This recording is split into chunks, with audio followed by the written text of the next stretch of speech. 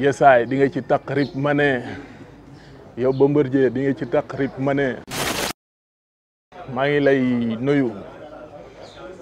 bon di nuyu ñi fi teew ñëpp di nuyu suma agent yi ma àndal muy Papa Thioune Elas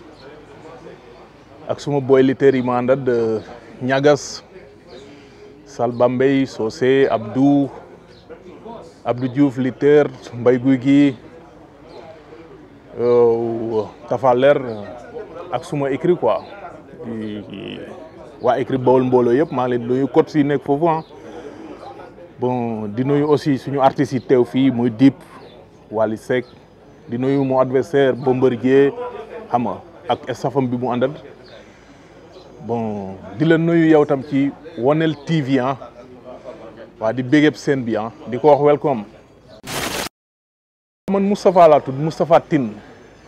waaw xam nga ñu ngi ko gën a xam ci Tapha Tine rek yaakaar naa benn la quoi gars yi ñoo ko dagg mais Moustapha mooy Tafa man sëñ man Moustapha la ñu ma tuddee comme ni ñu koy waxee xam nga waaw bon noonu la demee quoi. Takk ci rib bon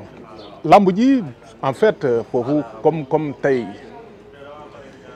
ci sama combat ak Bombardier la juddoo woon à 2 heures du matin à Diourbel Bawol ma ne ko grand loo indi dinaa ci takk rib foofu la takk ci rib jógee quoi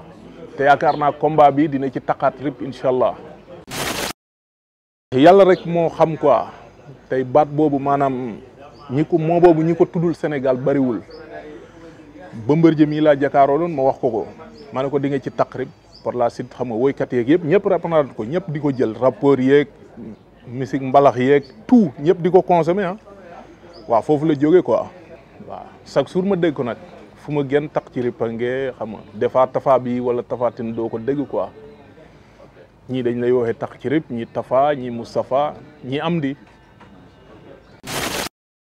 marqué na ma nag parce que xam nga mën naa ne miracle la boo xam ne ñëw na suur boobu daal yàlla jaarale ko ci man ma wax ko Sénégal yëpp di ko wax suur boobu mën naa ne avant mooy dugg Dakar ñëpp di wax takk ci